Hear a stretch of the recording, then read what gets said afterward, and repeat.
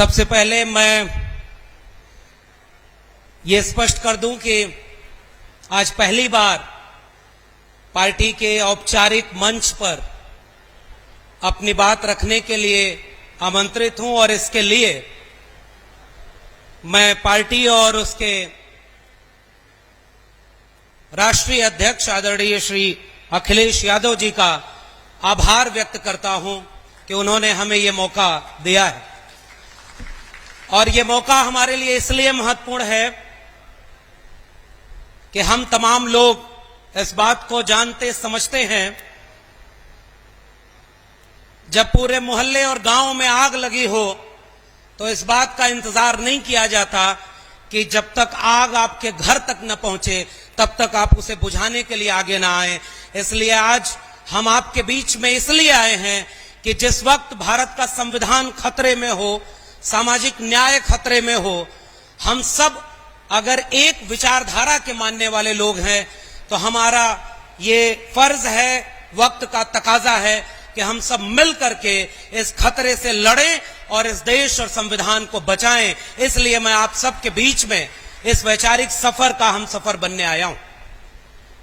और आज के इस प्रशिक्षण शिविर में मुझे एक जिम्मेदारी सौंपी गई है कि जो इस समय इस पूरे प्रशिक्षण शिविर का सबसे बुनियादी विषय है, जो मुद्दा है, किस मुद्दे पर हम आम आवाम के बीच जाएंगे, कैसे उन्हें समझाएंगे कि संविधान खतरे में कैसे है और कैसे यह देश सबका देश बनेगा, उसके लिए एक बुनियादी विषय चुना गया है। वो विषय है जाति जनगणना का। सबसे पहले इस विषय पर अपनी बात रखने के पहले समाजवादी आंदोलनों की जमीन उत्तर प्रदेश और बिहार को एक साथ अगर देखें तो उत्तर प्रदेश के लोगों, आपके लिए समाजवादी जमीन बिहार ने एक हिम्मत और हौसले का मौका दे दिया है।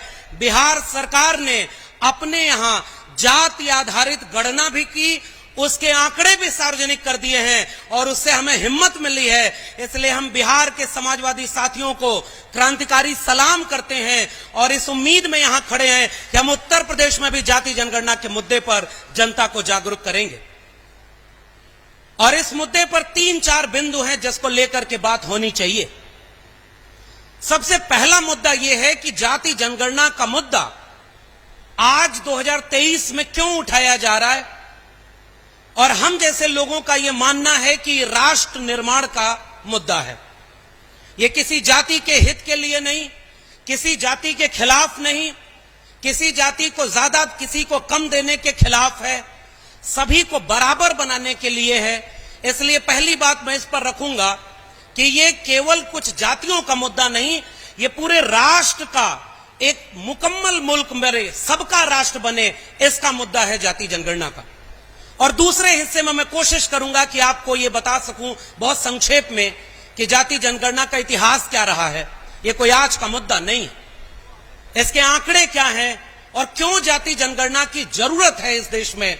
और आखिर में मैं कोशिश करूंगा आपके सामने ये बात साझा करने की कि इस जाति जनगणना के मुद्दे से क्या फायदा होने वाला है। सबसे पहले हम लोग बचपन से निबंधों में लिखते, पढ़ते और सुनते आए हैं कि भारत कृषि प्रधान देश है, भारत गांव प्रधान देश है, मगर हकीकत यह भी है कि भारत एक जाति प्रधान देश है। जाति यहां की सच्चाई है। और मैं बिल्कुल शुरुआत में, इस पूरी बहस के शुरुआत में एक उदाहरण समाजवादी लोगों आपके सामने साझा करना चाहता हूं। बहुत सारे वरिष्ठ लोग बैठे हुए हैं, उनको इतिहास पता होगा, लेकिन इस इतिहास को गांव-गांव पहुंचाने की जरूरत है कि हमारे बीच में जब 2010 में संसद में खड़े होकर जाति जनगणना की मांग की जा रही थी, हम सबके अग्रणी नेता मरहूम नेताजी आदरणीय मुलायम सिंह यादव जी ने सदन में खड़े होकर एक वाक्य बोला था। मैं वो वाक्य से शुरुआत कर रहा हूं।